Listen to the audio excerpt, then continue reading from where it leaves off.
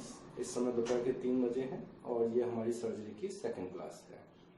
ठीक है, 2015-16 बैच के लिए ये हमारी सर्जरी की सेकंड क्लास है और 2014-15 बैच के लिए बाय वीडियो कॉन्फ्रेंसिंग ये हमारी सर्जरी की सेकंड क्लास है। वरना तो इससे पहले लगभग 1 साल हो चुका है सर्जरी क्लास होते हुए।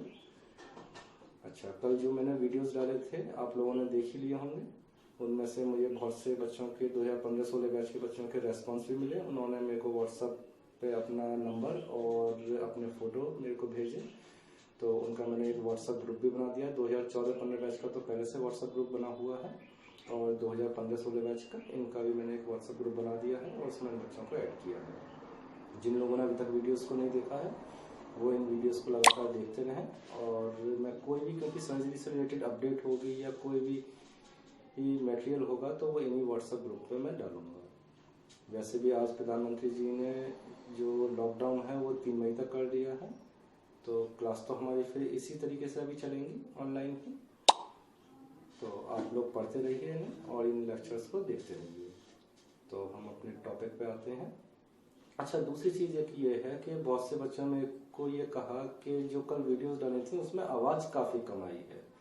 ठीक है, ये तो ठीक है, मैंने भी बाद में वीडियोस को देखा था, उनमें हाँ आवाज़ तो थोड़ी सी कम है, लेकिन एक चीज़ तो ये है कि जब इन वीडियोस को देखो तो आसपास कुछ भी नॉइज़ नहीं हो, क्योंकि आसपास अगर शोर होगा तो आपको सही से सुनाई नहीं देंगी वो। दूसरा ये है हेडफोन लगा के सुनो तो आपको अच्छे क्लियर सुनाई देगा वो आवाज़। और मैं भी अपनी तरफ से कोशिश करूँगा कि थोड़ा सा लाउड स्पीक करूँ, थोड़ा सा लाउडली बोलूँ, जिससे कि आप लोगों को अच्छी ये आवाज़ सुनाई दे। ठीक है। अच्छा, दूसरा ये है कि ये पैटर्न कि मैं ये पैटर्न दे रहा हूँ क्योंकि मुझे ये लगता है कि इसमें मैं आपको ज़्यादा से ज़्यादा वर्ड्स का यूज़ कर सकता हूँ और ज़्यादा से ज़्यादा आपको बता सकता हूँ।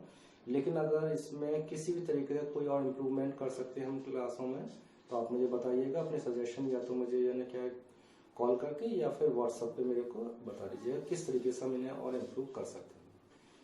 तो आज टाइम वेस्ट नहीं करते हैं और टॉपिक पे आते हैं। आज मैं जो आपको पढ़ाऊंगा वो आपका है सर्जरी का जो आपका फर्स्ट पार्ट है। सर्जरी के आपके 2 पार्ट हैं, फर्स्ट और सेकंड। तो जो आपका फर्स्ट पार्ट है उसमें आपका 25वां चैप्टर है सिरा विकार। ठीक है, ये वीडियो आपकी दोनों के लिए ही है, चाहे वो 2014-15 बैच हो चाहे 2015-16 बैच हो, क्योंकि कोई भी टॉपिक हुआ पढ़ना तो आप दोनों का ही है। ठीक है, तो 25वां चैप्टर जो है वो है सिरा विकार। सिरा विकार माने क्या हुआ?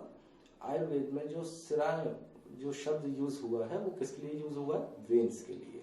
ठीक है, यानी कि और विकार मीन्स डिफॉर्मिटी। तो वेन्स में होने वाली डिफॉर्मिटीज को ही हम कहते हैं सिरा विकार।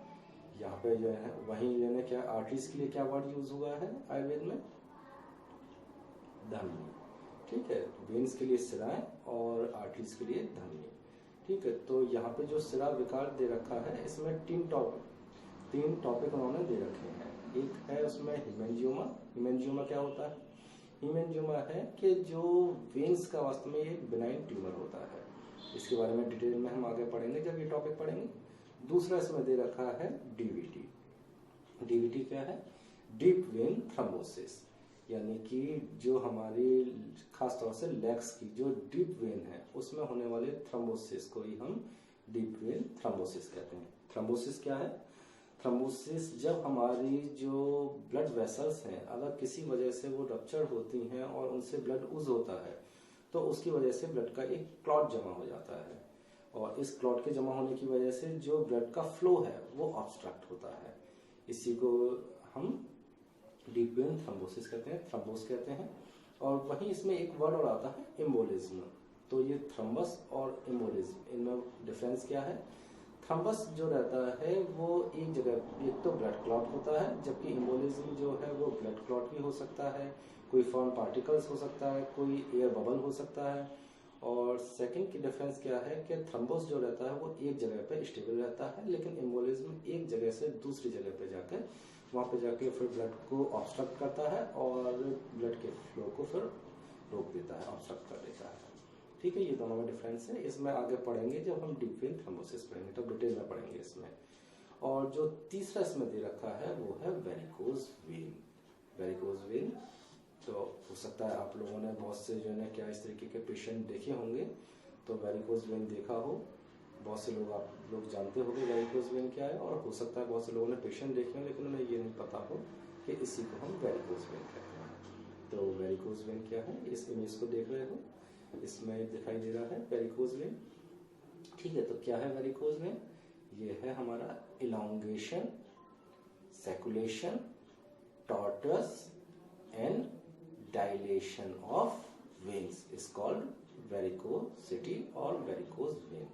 ठीक है, तो इसमें क्या होता है कि इलांगेशन हो जाना वेन्स का, यानी कि वेन्स का काफी लंबा हो जाना, टॉर्टस हो जाना यानी कि टेढ़ा मेढ़ा हो जाना, सैकुलेशन हो जाना यानी कि उसमें कई सारे सेगमेंट से बन जाना, और डायलेट हो जाना यानी कि उसका फैल जाना।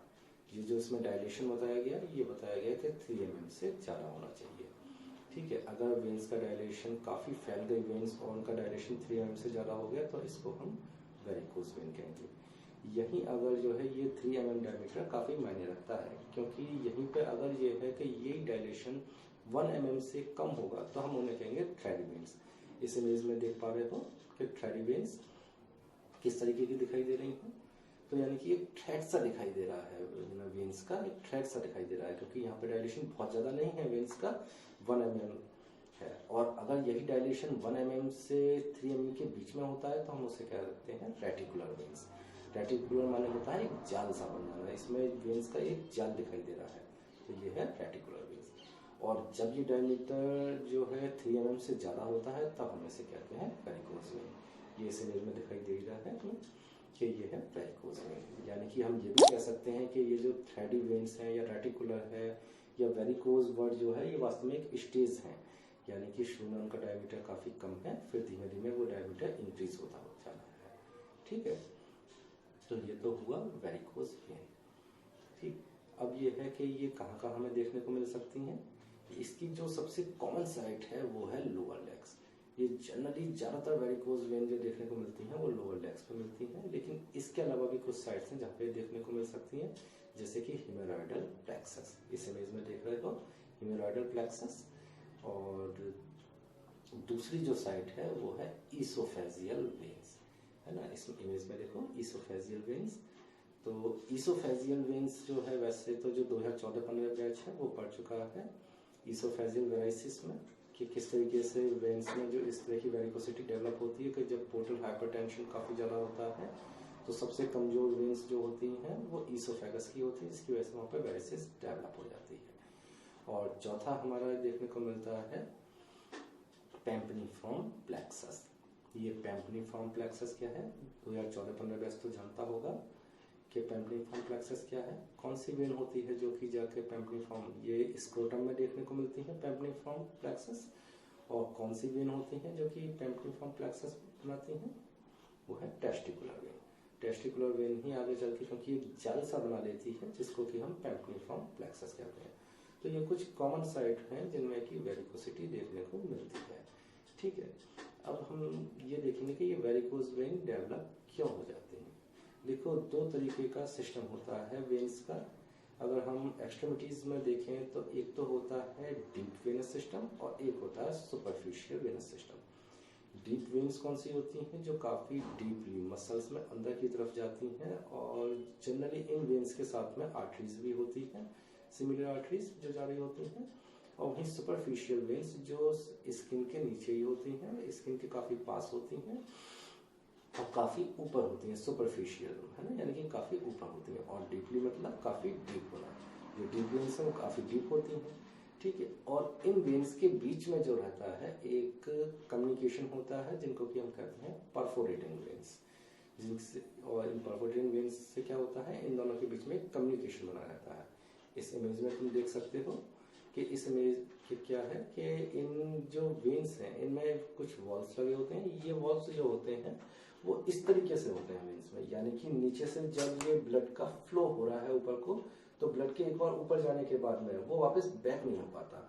ये जो वॉल्व हैं ये बंद हो जाते हैं, क्योंकि अब आपने देखा होगा कि आपके पैर में से जो ब्लड है वो ऊपर हर्ट्स तक जाता है, तो वो कैसे जा पाता है ऊपर हर्ट्स तक, वो इन्हीं वॉल्स की वजह से जा पाता है। क्योंकि होता क्या है, और ग्रेविटी के अपोजिट जाता है, तो होता क्या है कि जब हमारी मसल्स कॉन्ट्रैक्ट करती हैं तो उस समय जो है जो ब्लड होता है वो इस वेन के थ्रू आगे को बढ़ता है, फ्लो करता है, और जो सुपरफिशियल वेन्स हैं उनके थ्रू आगे हार्ट तक जाता है। वहीं यानी क्या है, कुछ ब्लड जो है इन परफोरेटिंग जो वेन्स हैं इनसे होता हुआ सुपरफिशियल वेन्स में पहुंचता है और वहां से ऊपर जाता है, और फिर वापस बैक नहीं हो पाता क्योंकि ये वॉल्व्स नीचे को बंद हो जाते हैं। लेकिन किसी किसी कंडीशन में जबकि ये वॉल्व्स जो है सही काम नहीं करते हैं, है ना, तो जब ये वॉल्व्स सही नहीं होते हैं, चाहे वो कंजेनाइटल प्रॉब्लम हो सकती है कि कंजेनाइटल ही वॉल्व्स खराब हों या आगे चल के खराब हो जाएं, तो उनकी वजह से क्या होगा कि जो ब्लड है वो आगे जाके, लेकिन ये है कि वापस बैक को आ जाएगा और आगे भी उतना प्रेशर से नहीं बढ़ पाएगा। तो ऐसी कंडीशंस में क्या होता है कि जो हमारी सुपरफिशियल जो वेन्स हैं उनसे जो ब्लड है वो डीप वेन्स में नहीं जा पाता और उसी में इकट्ठा हो जाता है। तो जब वो हमारी जो सुपरफिशियल वेन्स में इकट्ठा होता है ब्लड, तो वो क्या होती हैं, फैल जाती हैं, डायलेट हो जाती हैं, वो टेढ़ी मेढ़ी हो जाती हैं, एलोंगेट हो जाती हैं, और वही हमें जो है पैर पे नजर आती हैं। जब हम लोग देखते हैं पैर पे हमें वही जो वेरिकोज वेन है वो नजर आती है, क्योंकि उस समय क्या है कि जो वॉल्व्स हैं वो खराब हुए हैं, जिनकी वजह से जो ब्लड है वो ऊपर की तरफ फ्लो नहीं हो पा रहा है। ठीक है, इसे समझ गए। तो यहाँ पे ये है कि इन वॉल्व्स के एक तो रीजन यही हो गया कि वॉल्व्स खराब हैं, उनकी वजह से क्या हो रहा है कि जो ब्लड है वो आगे नहीं बढ़ पा रहा है और वहीं पे इकट्ठा हो रहा है। अच्छा, अब इससे क्या कॉम्प्लिकेशन हो सकता है अगर हम इस चीज को यहाँ पर ट्रीट नहीं करें। अब इनमें क्या हुआ कि जो सुपरफिशियल वेन्स हैं यहाँ पे काफी ब्लड इकट्ठा हुआ, काफी ब्लड बढ़ा, और इसको हम यहाँ पे ठीक नहीं करें, हम इसको ट्रीट नहीं करें वेरिकोज वेन को, तो क्या होगा कि यहाँ पे काफी ब्लड इकट्ठा होगा।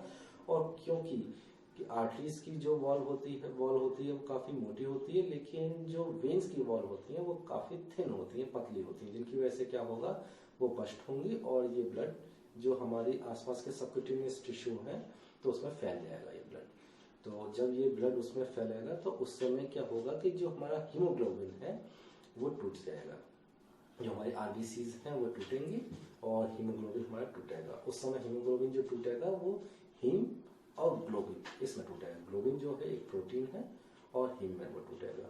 फिर आगे चल के हीम भी टूट जाए और हीम किसमें टूटेगा, आयरन और बिलीवर्डिन में। ये बिलीवर्डिन ही एक ग्रीन कलर का पिगमेंट होता है जो आगे चल के येलो कलर के पिगमेंट बिलीवर्डिन में कन्वर्ट होता है। और ये जो आयरन है ये बिलीवर्डिन के रूप में ये